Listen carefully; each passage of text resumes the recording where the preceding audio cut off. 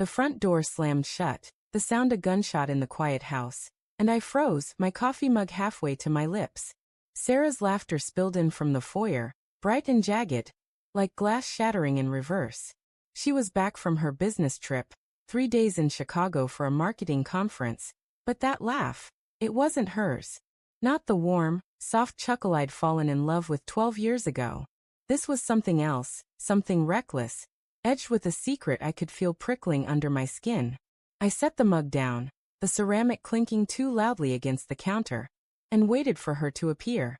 "Evan," she called, her voice still tinged with that strange, giddy energy. Her heels clicked on the hardwood, sharp and purposeful, as she rounded the corner into the kitchen. Her face was flushed, her dark hair slightly mussed, and her eyes sparkled with something I couldn't name, something that made my stomach twist. "Oh, you're up early."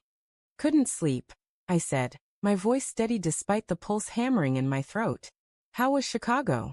Her smile flickered, just for a second, like a light bulb about to burn out. "Exhausting. But good. Really good." She dropped her purse on the counter, the zipper gaping open, revealing a crumpled receipt and a hotel key card. The sight of it lodged in my chest like a splinter. She hadn't mentioned staying at a hotel. She'd said her company booked an Airbnb.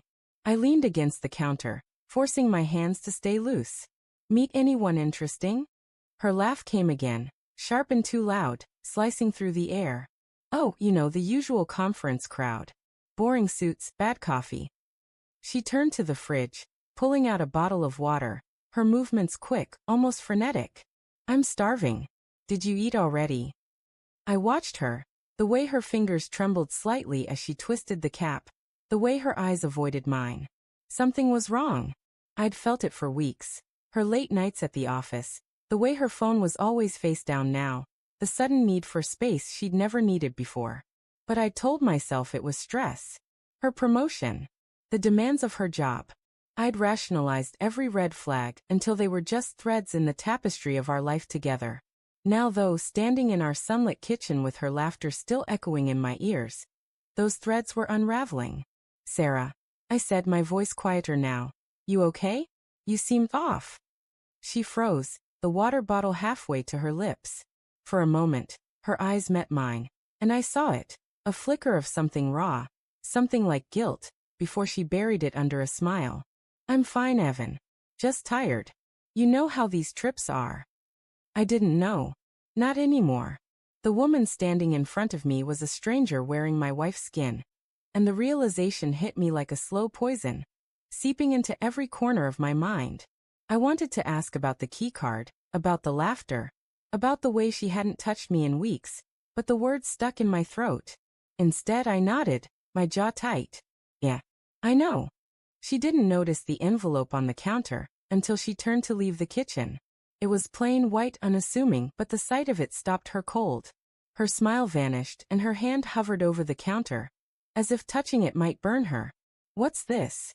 I didn't answer right away. I let the silence stretch, let it fill the room with its weight. The envelope held the results of an STD test I'd taken 2 weeks ago, after a routine checkup turned into a nightmare. The doctor's voice had been calm, clinical, but the words had ripped through me. "We found something. It's treatable, but you'll need to inform your partner."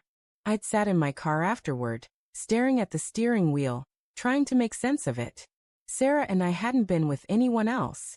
Not in 12 years. Not ever. At least, that's what I'd believed. "Evan." Her voice was sharper now, etched with something close to panic. "What is it?" "Open it," I said, my voice low, barely a whisper. My heart was a drumbeat in my chest, loud and insistent, drowning out the rational part of me that wanted to believe there was an explanation. A mistake. Anything but the truth I could feel closing in. She hesitated, her fingers trembling as she picked up the envelope. The paper crinkled as she tore it open, her eyes scanning the single sheet inside. Her face drained of color, her breath hitching in a way that made my chest ache. This can't be right," she whispered, her voice barely audible. "Evan, this isn't." "Isn't what?" I cut her off, my voice harder now, the anger I'd been holding back spilling over. "Isn't possible? Because I haven't been with anyone else, Sarah. Have you?" Her eyes snapped to mine, wide and glistening, and for a moment, I thought she might cry. But then she straightened, her jaw tightening, and the woman I'd married, the woman who'd promised me forever, disappeared behind a wall of defiance. "Don't do this," she said, her voice low, almost a warning. "Don't make this into something it's not."